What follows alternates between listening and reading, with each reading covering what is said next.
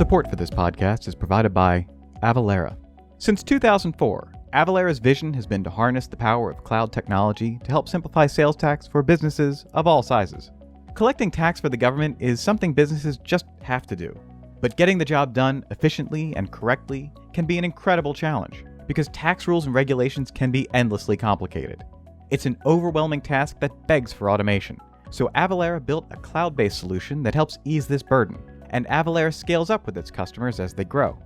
With more than 1,000 signed partner integrations, Avalara likely integrates with the ERP, e-commerce, mobile payment, and point-of-sale systems you use today. Find out how your business can be sales tax ready at avalara.com/taxnotes. That's avalara.com/taxnotes. Avalara, tax compliance done right. Welcome to Tax Notes Talk, a podcast from Tax Notes, the leading source of tax news, information, and analysis. Welcome to the podcast. I'm David Stewart, Editor-in-Chief of Tax Notes Today International. This week, at the table but off the menu? Nearly 140 jurisdictions have been working within the OECD Inclusive Framework to overhaul the global corporate tax system for the digital age. This work is supposed to come to an answer by mid-2021. But a new study finds that lower-income countries face myriad challenges when participating in international tax policy discussions, although there is some cause for optimism about the influence of these countries going forward. Here to talk more about this is Tax Notes Chief Correspondent Stephanie Sung-Johnston. Stephanie, welcome back to the podcast. Always a pleasure to be here. Before we talk about this new study, can you tell us where the OECD negotiations stand today? So the political negotiations are effectively on hold for now. Countries in the inclusive framework are waiting for the Biden administration to get up and running. In the meantime, the OECD Center for Tax Policy and Administration has published more than 3,000 pages of comments in response to its latest Pillar 1 and Pillar 2 public consultation, and plans to hold a public consultation meeting January 14th to the 15th, 2021. And after that, I assume negotiations will continue until mid-2021, when countries are supposed to reach political agreement. There's no confirmation yet about when exactly mid-2021 is, but we do know that the Italian presidency of the G20 is going to hold a finance ministers meeting July 9th through the 10th. So we can expect some movement there. Great. Now, can you tell us about this new study and the authors behind it? Sure. So this is a very interesting study published through the International Center for Tax and Development, and it's basically a development think tank. And so what they did was the researchers had a closer look at the inclusive framework. It's sort of an inside look at the inclusive framework, which, as you recall, is a group of 137 countries that are responsible for the remaining standard setting of the BEPS project. So it's very interesting. It takes a look at the political dynamics between the lower income countries versus the developed countries. The OECD has always said that the inclusive framework is a place where 137 countries can participate on equal footing. So this has been challenged by civil society and by developing countries themselves, saying we are not really on an equal footing. There are a lot of things, there are challenges that we have to deal with. And how are we supposed to travel to Paris every time there's a meeting? How are we supposed to understand what's going on in the meetings and in documents when they're not translated in our languages? So there are a lot of challenges that these lower income countries have to deal with that developing countries don't. So the study takes a closer look at what these challenges are, how the inclusive framework can be improved, and what donor countries and what developing countries and the OECD Secretariat can do to make things better for these countries. The report had 3 authors: Rasmus Korlund Christensen, he is a research consultant with the ICTD; Tavoni Randriamanalia, who is an independent researcher; and Martin Hearson, research fellow at the Institute of Development Studies and International Tax Program Lead at the ICTD. Now, I understand that you recently chatted with a pair of guests about the inclusive framework and this study. Who did you talk to and what did they have to say? I talked to Martin Hearson, who gave us a quick overview of the research and the findings and its recommendations, which is very interesting. And I also talked to Emmanuel, manager in the Tax Policy and Advisory Department of Nigeria's Federal Inland Revenue Service, and who's also part of the Nigerian delegation to the Inclusive Framework. He shared with us some interesting insights as to his experience in the inclusive framework and what he hopes for the future. All right. Now, before we get started, I should note that this interview took place over Zoom with guests on 3 continents, so please excuse any audio issues you may hear. And now, let's go to that interview. Well, thank you so much for joining me today on our podcast, Martin and Emmanuel. Just wanted to ask you some questions first about Martin's joint research paper on the inclusive framework, and then Emmanuel, your experiences with the inclusive framework as a delegate representing Nigeria. Let me start by asking Martin, can you please explain your paper and also your title of the paper, which is very interesting. It's At the Table, Off the Menu, Assessing the Participation of Lower Income Countries in Global Tax Negotiation. So maybe start us off by explaining, what does at the table, off the menu mean?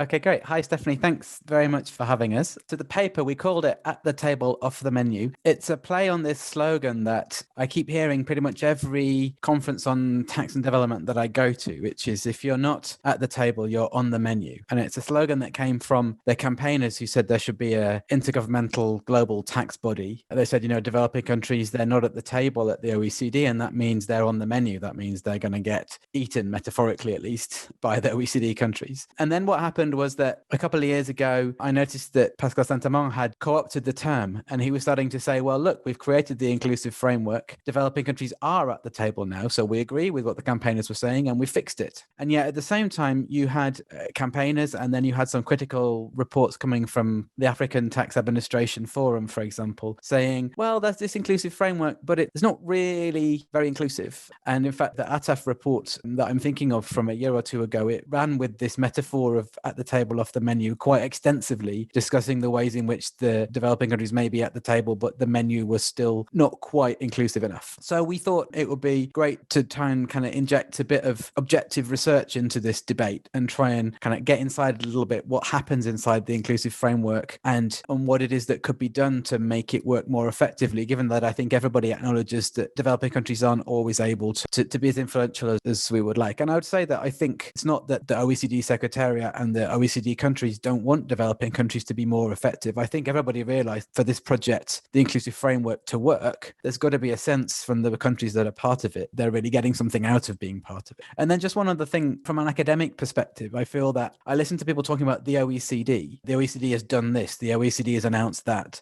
in a very non-specific way. And I think too often when we say that, what we're meaning is the OECD Secretariat, and we're not teasing out the fact that, well, is it the member states? Is it the committees and the working parties, or is it the Centre for Tax Policy and Administration in this, or is it the Secretariat as a whole? And I think looking inside a bit at the way things work from an academic perspective was something I've been keen to do for a while. Thanks so much. And Emmanuel, would you like to weigh in on what this phrase means to you, being on a table, off the menu? How do you feel about that phrase? The phrase is an interesting one. It's a phrase which is not unpopular within the tax policy circles in Africa and the world generally. It's a phrase I'm used to. And the phrase, for me, reflects the experiences we have had, mostly coming from developing countries and trying to negotiate tax policy reform at the global level. It used to be the case that we were said to not be on the table, but in the menu. That metaphor, with the establishment of inclusive framework, may be said not to be 100% reflective of what is happening now. But issues have also been raised. We are on the table right now. Are we on the table as a diner or the dinner?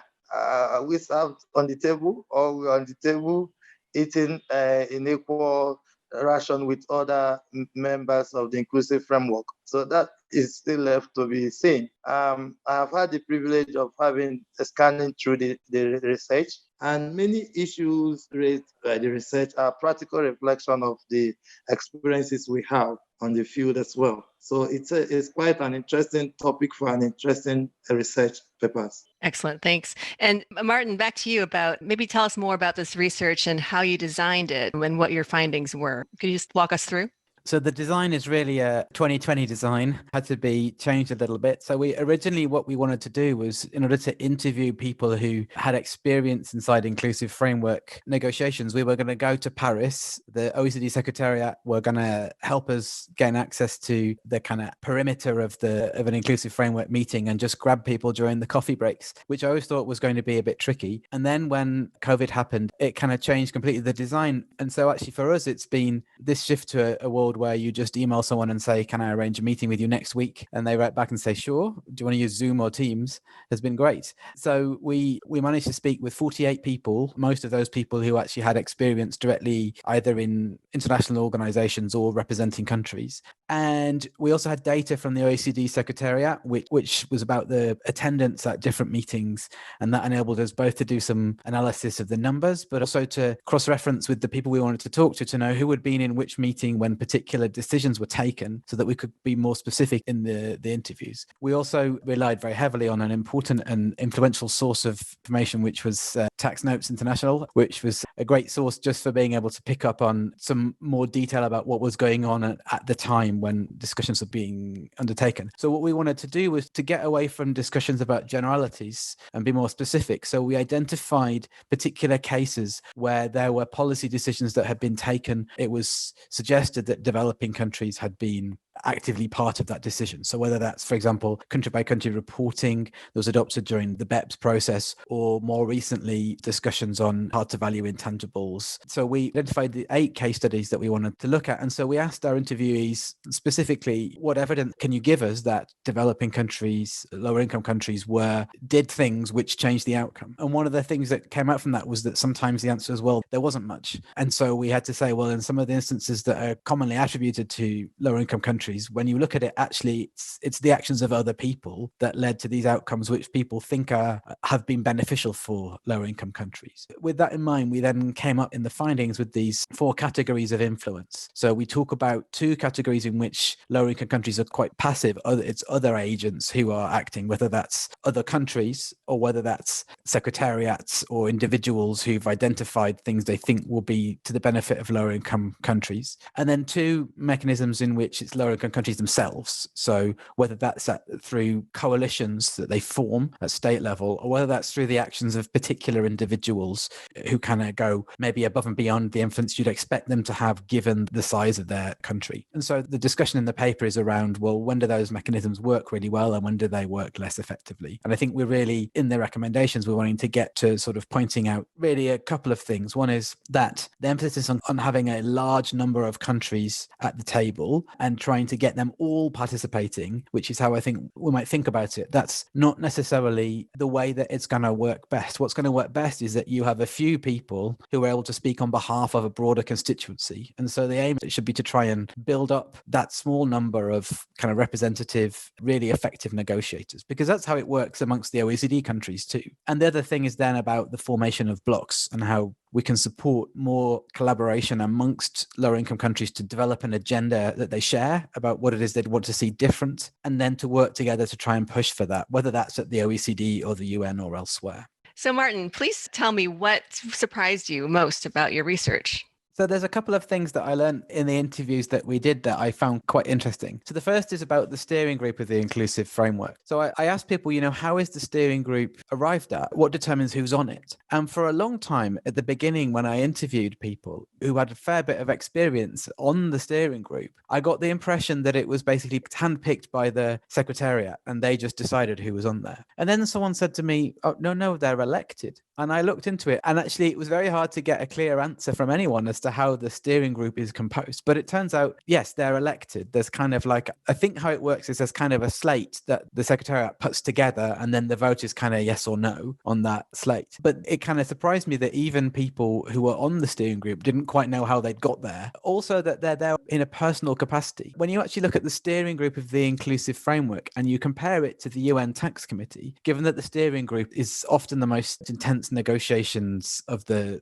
inclusive framework, it's the same thing. It's 24 or 25 people in a personal capacity, not officially representing their countries when they speak, half of them from OECD countries, half of them not. It's very similar to what the UN committee looks like, even though the big distinction that's often made is that the UN committee are there in a personal capacity and at the OECD it's the states. So that whole distinction was very interesting for me. The other thing that came up quite a bit was about the African bloc, and quite a few people mentioned it. Somebody said, I'm from a developing country, but we're not in Africa, and we can't expect to have the same influence that the Africans have because, they work as a bloc and my region doesn't. And I think that's African strength is really clear. The other thing that people said about this was there are been occasions on which smaller OECD countries have been unhappy with something that's been proposed or on the table or even agreed in the past, but they've either not been able to influence or they've actually just not spoken up. And it was the Africans who pushed on something and got something changed. And afterwards, they found out that there was more support in the room from places they didn't really expect it to come. So my sense is that we've this whole discussion talking about lower income countries as if they face unique challenges. And some of the challenges they face are unique. But actually, in many ways, what's happened with the inclusive framework is the exacerbation of a dynamic that was already there in the OECD, which is that smaller countries with less well-resourced bureaucracies are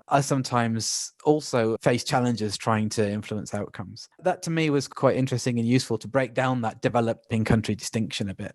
That's really cool. I know when you first told me about this project, I was a little jealous because you were getting all the inside scoop, what really was going on behind the scenes of the inclusive framework. So this is a really cool paper. That's raises some questions for Emmanuel, actually, and about drawing from Nigeria's experience in the inclusive framework. What has it been like for Nigeria to participate in this multilateral body? It's a new body, and as you said before, it's evolving. So could you just tell us a little bit about how your experience has been? Yeah, I want to just take that from where Martin started. So stopped. So it's the truth that some initiative which are greatly attributed to developing countries were not originally started off by developing countries in the level of the inclusive framework. However, some of those initiatives which we found to be beneficial to us as developing countries, we do champion it. Take CBCR, for instance.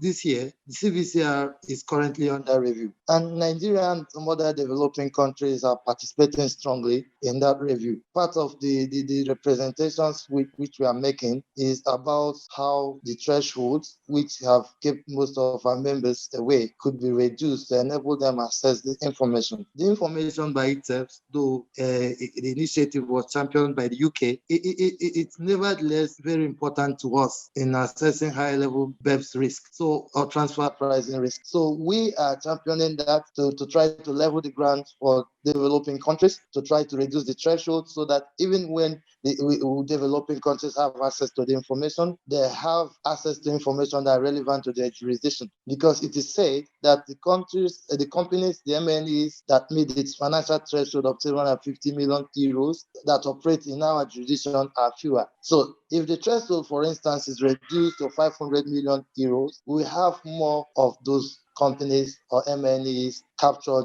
in the report. So it is important to us. Then another point I want to briefly reply to in the context of the question you asked me is about numbers. Yes, there is a need for effective representation. And the effective representation does not in all times mean the numerity or the size of the countries that are attending a given meeting. So that's true. But then Europe, for instance, Europe have the G5.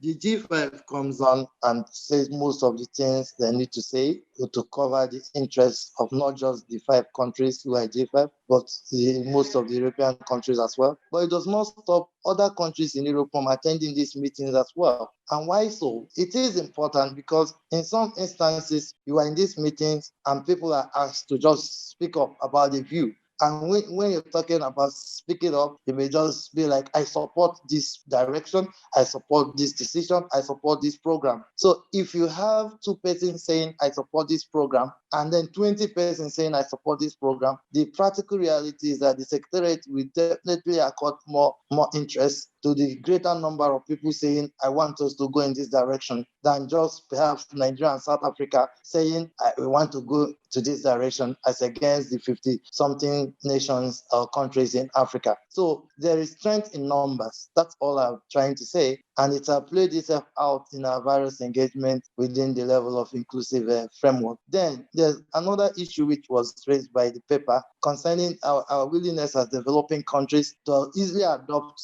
a UN initiative by including Article 12 in the treaty model, and also including them in our tax treaties than adopting the CBCR. It is important to point out that from practical perspective and realities, many African countries or developing countries are not accessing CBCR today, not because it is not of interest to us. The threshold to accessing it is simply prohibitive. And that is not to be said with the Article 12 that was included by the UN. In adopting that article, all you need is to insist that it be part of your treaty while negotiating treaty, so it doesn't come at extra cost. So that is a major differentiation between the two approaches or attitude to those two initiatives by the developing countries. So bringing it down again to our general experience in inclusive framework, having worked alongside the Nigerian representative, who is Mr. Maito Bonjibola, and having attended the meetings and worked in the different papers,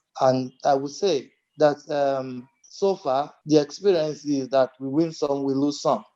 We have been able to move a couple of things in our favor. We have been able to hold the line sometimes in where it matters most, for, not just for Nigeria, but for developing countries. But there's still a lot of work to be done. A lot of work to be done in convincing our sister nations in the high-income countries range that it's not always about your interest as a country. It is also important to look at the bigger picture. The bigger picture being that people get their fair share of taxes, especially as it concerns international transactions and international business. So that's it for us. Do we have challenges? Yes, we have challenges. We have a lot of challenges ranging from the cost of attending those meetings when we had to attend them physically and among other things. But we think there is room for us to gain more using the platform. Can I add a bit to what Emmanuel said about country by country reporting? I think it's really interesting. So in the paper, we contrast country by country reporting, which is a decision taken in the BEPS process at the OECD, with the Article 12A adopted by the UN Tax Committee. And the contrast isn't really about the fact that one's an OECD instrument and one's a UN instrument. It's about this mechanism that we call anticipation. So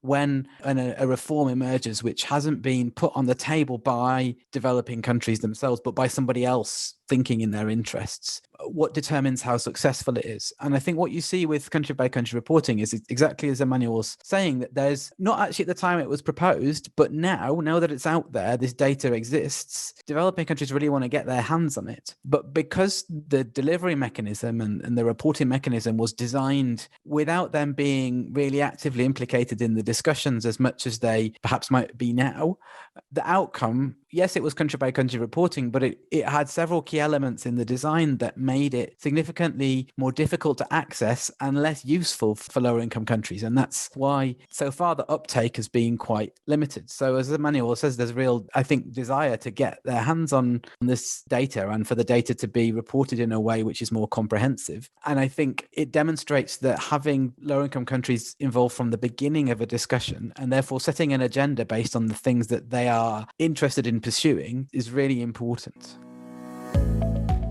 This podcast is sponsored by the Tax Attorney Recruiting Event, or TARE, the largest tax attorney recruiting event in the country. Scheduled for Thursday, March 4th, 2021, this virtual event brings together more than 150 graduate students from top-ranked tax LLM programs at University of California Irvine School of Law, Boston University School of Law, the University of Florida Levin College of Law, and Northwestern Pritzker School of Law, allowing them to interview for positions with tax employers. Through TARE, employers will have the opportunity to pre-screen applications and select candidates with whom they wish to interview. Employers who wish to participate in TARE should visit the-tare.com. That's the-tare.com. Thanks for that. I guess running with the CBCR example, Emmanuel, it's encouraging to hear that Nigeria is starting to become more actively involved in the review of the standard, because it is 5 years and we are in the middle of reviewing Action 13. So how confident do you feel that this time around, Nigeria's concerns will be taken into account when the review is finished? In inclusive framework, Stephanie, we work by consensus. which have its advantage and disadvantages, right? But then the primary point to be made is that I won't tell you specifically how the outcome will be because it's an ongoing work. But I believe that having worked or followed up with the work at inclusive framework, the outcome will be such that we reflect various positions by different members as agreed by these members. So we are positive that the report will be a report that is agreed by all. We are also positive that an inclusive framework will take into consideration consign from low-income countries like Nigeria and rest. So, Martin, let me ask you, what recommendations then does paper include? Seeing as the inclusive framework is still an evolving body, what can be done to increase the inclusiveness of the framework? Yeah, we kind of make three categories of recommendation. And I think, and the first two categories are not specific to the inclusive framework. They are applicable equally to the UN committee and other environments. So the first is a focus here on building the quality of negotiators rather than the quantity of participation. So that means designing interventions that look at, well, which are the countries that are really investing in the capabilities of their negotiators, Nigeria being a really good example. What can donors and international organizations and others do to help make the space for people like Emmanuel to be as active as possible in these environments, to build their own networks and skills so that they can become the most effective negotiators that they can be? One of the things we picked up in our conversations is the fact that it's really critical that negotiators have a sustained period of time in their roles representing their countries in order to build that experience and those networks. It doesn't come overnight. And quite a lot of countries, one of the problems is the turnover of staff, that people are either moved around inside the bureaucracy or they leave to go out of the public sector. And in those situations, it can be difficult for the country to maintain consistent representation. So there's a bit of work on the part of countries to be done, but also on the part of donors to support that. Not for all countries, for some of the most strategic countries which are acting leaders within coalitions. The second point we make is that because one of the things that we think comes across is that the most successful reforms are ones which are built on the experience of lower income countries. Whereas we tend to, and if you look at the digitalization discussions, this is a really good example of this, it tends often to be that the agenda of development donors and also the broader international community starts from what's being discussed at the OECD and maybe the UN, rather than, well, what's going on in lower income countries? What are they doing themselves, or what could they do themselves? And if you start there instead from the bottom up, then you can start to work out what actually is going to work practically in lower income countries. They can start to learn from each other. And then you can start to build a platform, an agenda for saying, well, here's how international tax rules could be changed to reflect what we already know works. And I think that's one of the things that country by country reporting, for example, didn't do very well. It kind of came out of nowhere from the top down. And that's partly why the design of it in its current form doesn't really work for lower income countries. If there'd been some experimentation in countries, first of all, you would have got to something which would look a bit more like something that is useful for countries. So that's the second thing, is about kind of getting more cross-fertilization amongst developing countries and more coalition formation. Because the other thing we notice, if you look at what happens in trade negotiations, you have this big ecosystem of different coalitions, some of them long-standing blocks that have decades of experience and go beyond just trade, and then some which form around really specific things such as agriculture.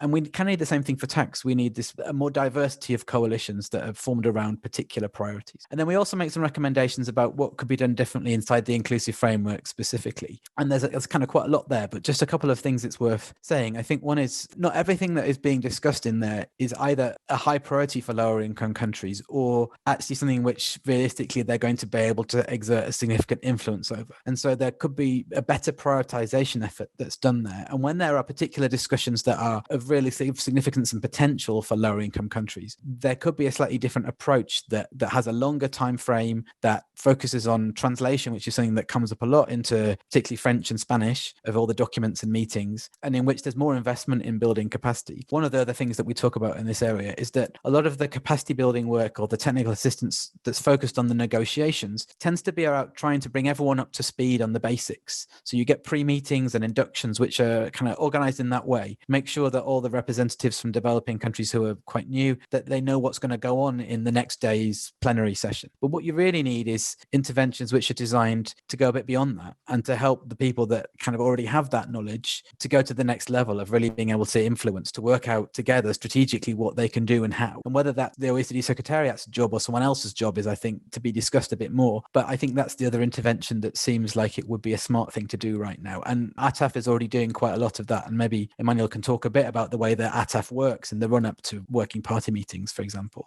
Yes, Emmanuel, would you like to weigh in on that?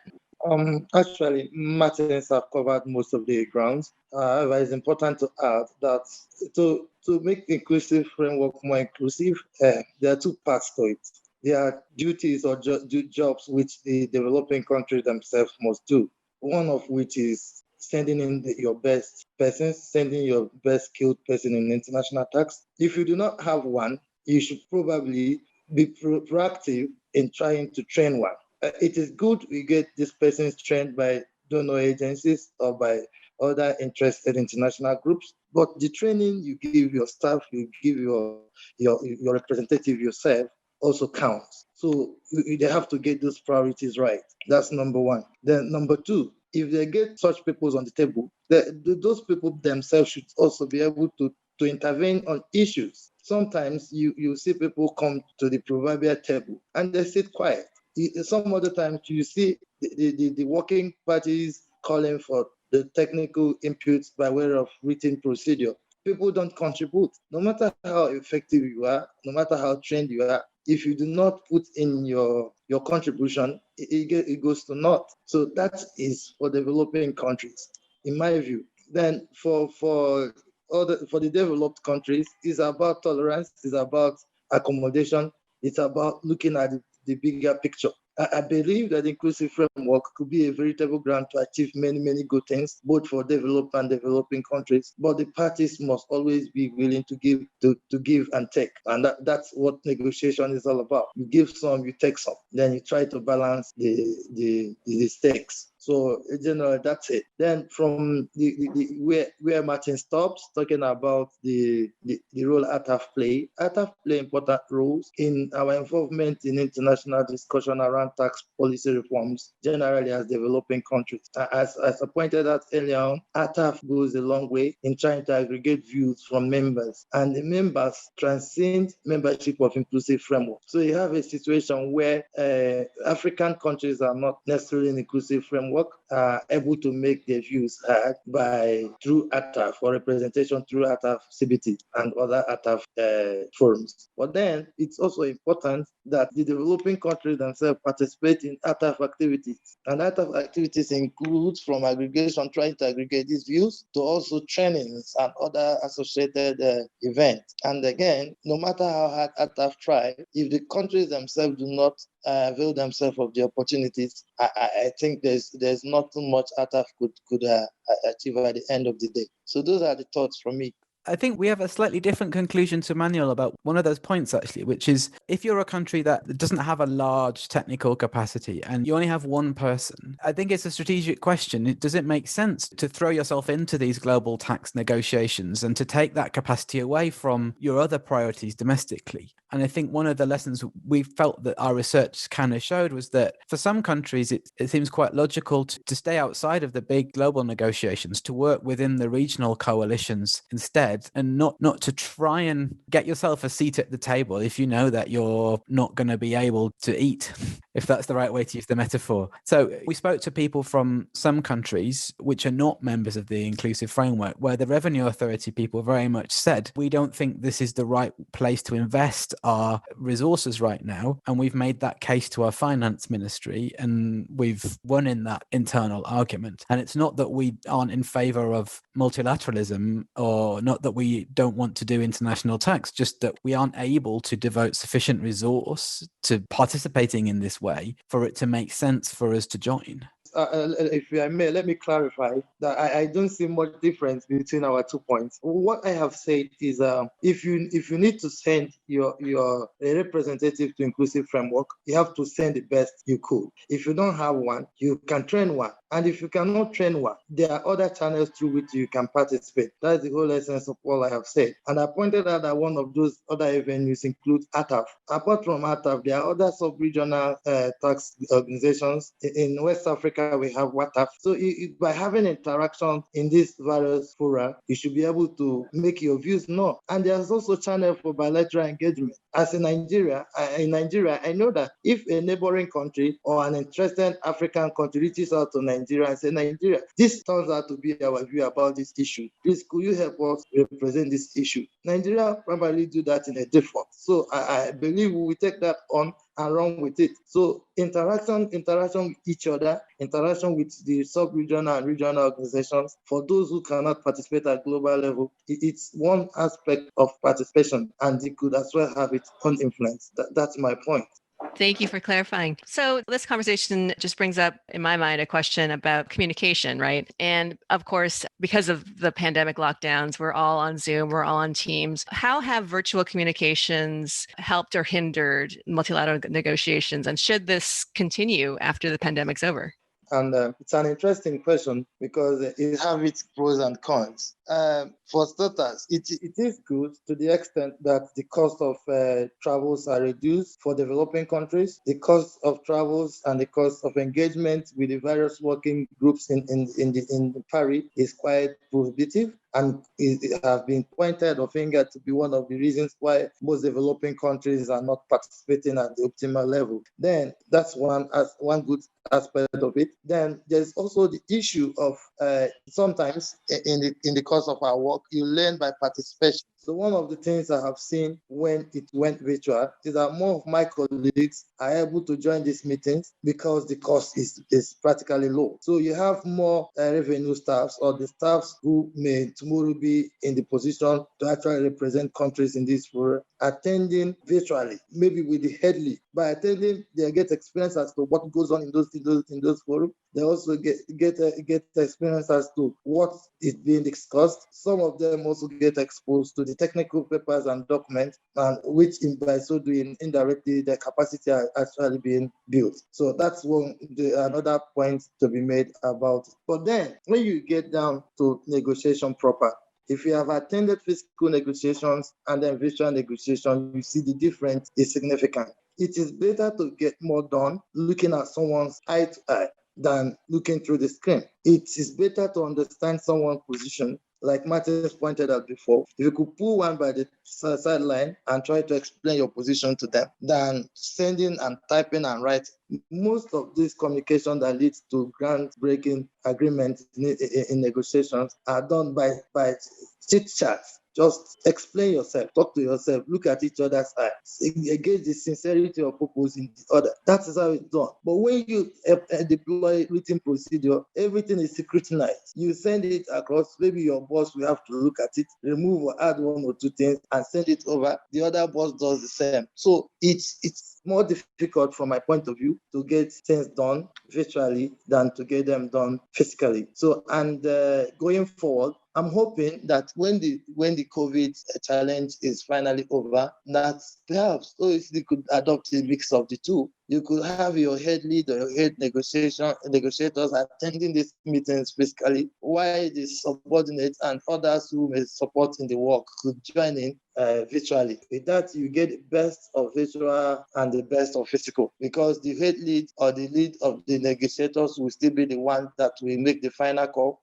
whereas the other subordinates who may be attending virtually will get the benefit of also following up with the work and then getting acquainted with the meetings and how it works for capacity building purposes. And that's my view. I think you're right that we will have a hybrid. It seems to make sense since we know what we are now capable of doing a lot of things virtually. But you are right to point out that there are a lot of things that cannot be accomplished virtually that happen in coffee breaks and in the hallways. I mean, that's where a lot of negotiations happen, really. So I think you're right that a hybrid approach will be adopted after this is all over and we can meet again. Martin, what do you think? Yeah, I think that analysis is right. I mean, it definitely came up in conversations we had that people mentioned ATAF quite a lot as having been ATAF delegations. We speak to them in the coffee breaks, and often that's when we find the most productive conversations with them. So I think that's definitely the case. I think another sense I have is that for all the benefits of, in terms of cost of not having to travel to Paris, there is a downside, which is that the negotiators from lower income countries especially are, when they go to Paris, they're often simultaneously having to stay on their computers and manage work back home because they're not in roles where they can just clear their week to focus on being at the OECD. And that's sometimes a bit of an inequity between those negotiators and those from OECD countries who maybe it's a bigger part of their job to participate in the OECD. And I think if you're not physically taking yourself to another place, it can be harder to communicate to everybody else that you are busy with something else. And so I would imagine that's kind of what some people said to us, that the virtual meetings can in that sense be a bit more tricky sometimes. Yeah, it's difficult to strike the right balance then. Too bad we can't all be in the same place at the same time all the time.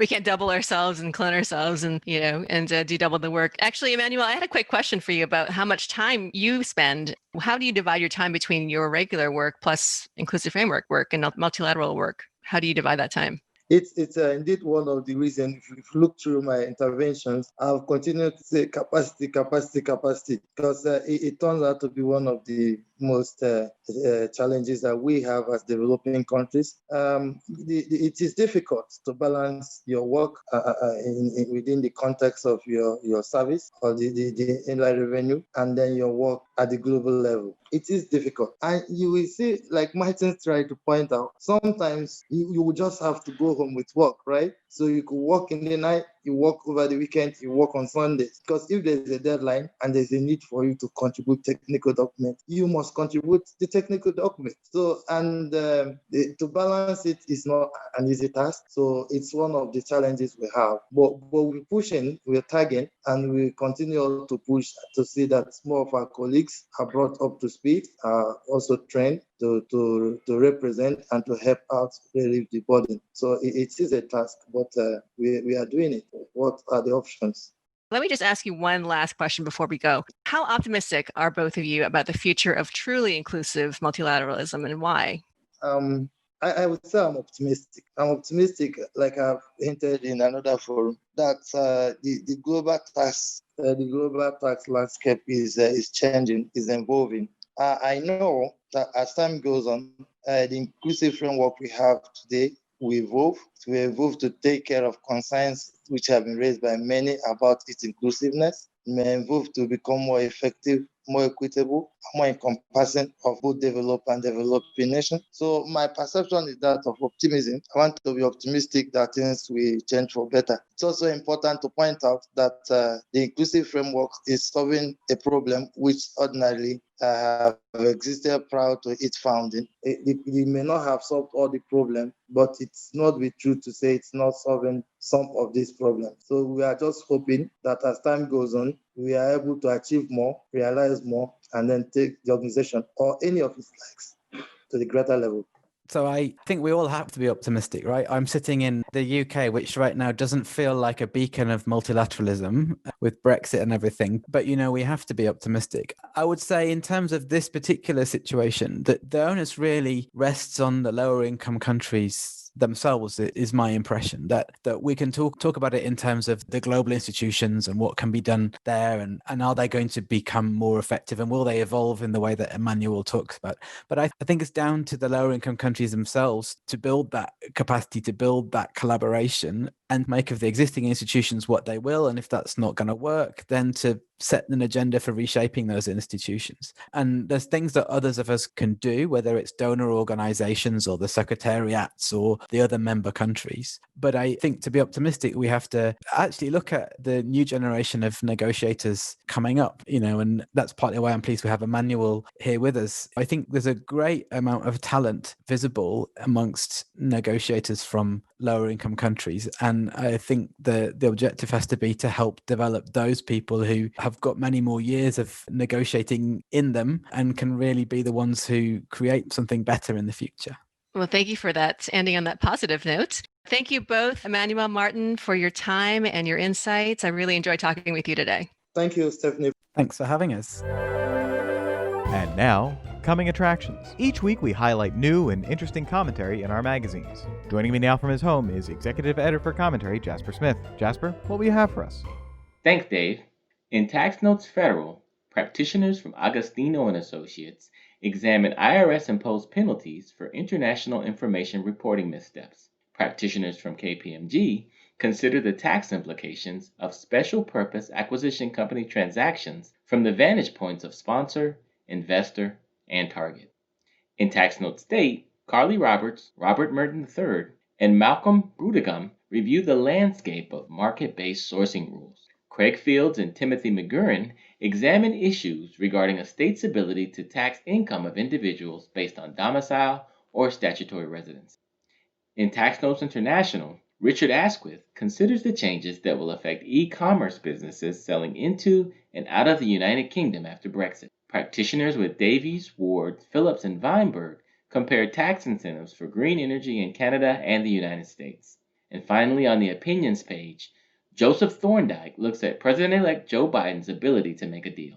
You can read all that and a lot more in the pages of Tax Notes Federal, State, and International. That's it for this week. You can follow me online at TaxStew, that's S-T-E-W, and be sure to follow at Tax Notes for all things tax. If you have any comments, questions, or suggestions for a future episode, you can email us at podcast@taxanalyst.org. And as always, if you like what we're doing here, please leave a rating or review wherever you download this podcast. We'll be back next week with another episode of Tax Notes Talk. Tax Notes Talk is a production of Tax Notes. You can learn more about us by visiting www.taxnotes.com/products. When major media wants the straight story, they turn to Tax Notes. Thank you for listening, and join us again for another edition of Tax Notes Talk. Support for this podcast is provided by the DC Bar. The DC Bar is among the largest unified bars in the United States. Register now for its highly anticipated Tax Legislative and Regulatory Update Conference on January 13th and 14th, 2021. Engage in sessions on hot topics like legislative and regulatory updates, corporate, partnership, and individual taxation, tax-exempt reforms, international tax, tax planning, and compensation and benefit issues. Speakers include high-profile government officials from Treasury and the IRS, and staff of the House Ways and Means Committee, Senate Committee on Finance, and Joint Committee on Taxation, in addition to private sector experts. The conference is virtual and open to all, so you can attend from anywhere. DC Bar membership is not required to attend. Visit dcbar.org to register today. That's dcbar.org. Tax Analyst Inc. does not provide tax advice or tax preparation services. Nothing in the podcast constitutes legal, accounting, or tax advice. A full disclaimer is included in the transcript.